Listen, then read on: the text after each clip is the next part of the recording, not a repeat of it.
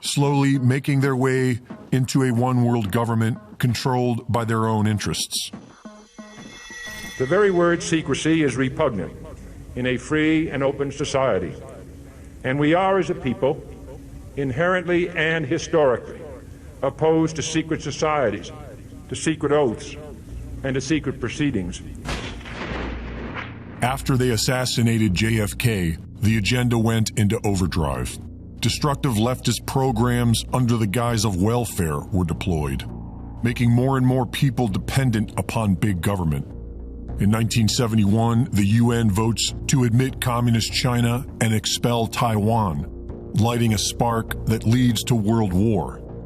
UN Ambassador George H.W. Bush accompanies Henry Kissinger to open up business with the CCP. That same year, a young Klaus Schwab, son of a Nazi industrialist and protege of Henry Kissinger, formed the World Economic Forum, replacing and expanding Kissinger's International Seminar.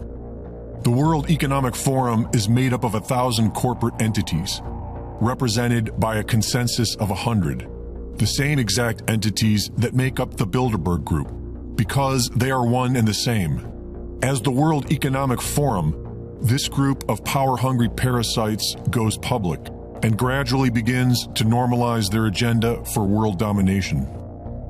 In 1974, Kissinger drafts National Security Study Memorandum 200, wherein he calls for worldwide depopulation.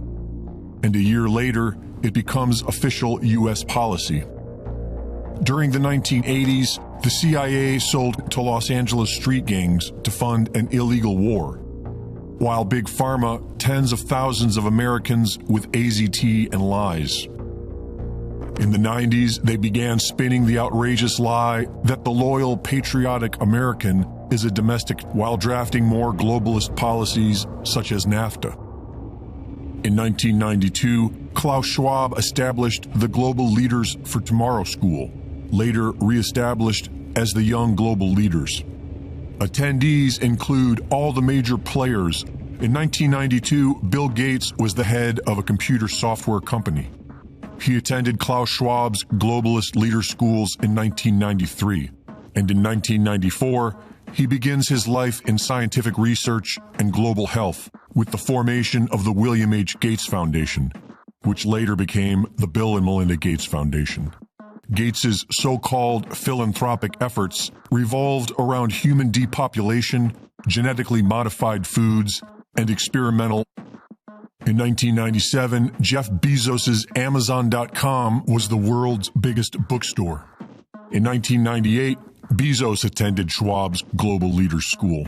By the end of that same year, Amazon begins selling a wide variety of other products and expands sales outside of the U.S.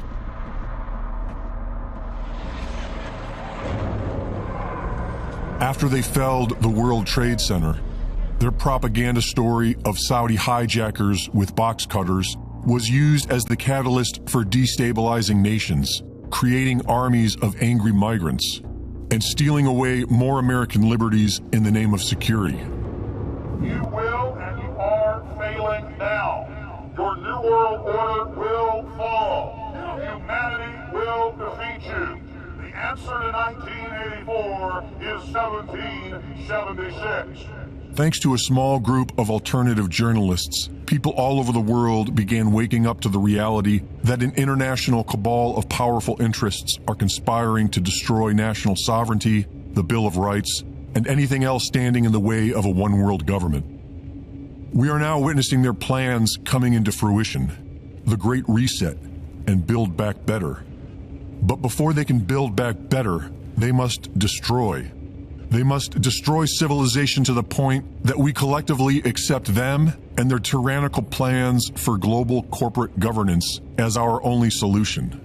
They haven't won yet, but they are well on their way to victory unless humanity stands against them. Recently, the central bank digital currencies have been the talking point at the global confabs because they lead to the creation of a global currency system. Good afternoon, everybody, and welcome to the session on resetting digital currencies.